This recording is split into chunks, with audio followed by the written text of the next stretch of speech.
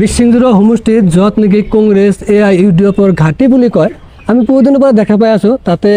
UDF ৰাজ কৰি আছে ৰাজত্ব কৰি আছে তাৰ পৰা আপুনি কেনেকৈ মানে জয়লাভ কৰিব বা কেনেকৈ আপুনি পাৰ পাব ইউডিএফ ৰাজ কৰা বুলি আপুনি কৈছে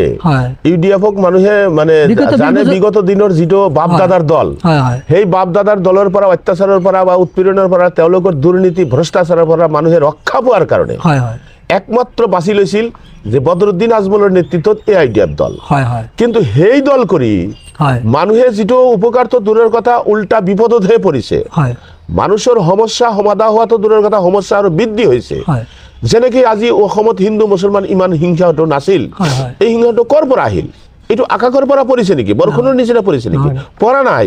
এই ইউডিএফ নামৰ যিটো দল এই দলৰ পৰিচালনা তেওঁলোকৰ নীতি তেওঁলোকৰ দিক মাৰ্গদৰ্শনৰ কাৰণে এই এনেকুৱা হিংসা প্ৰতিহিংসাটো নামি আহিছে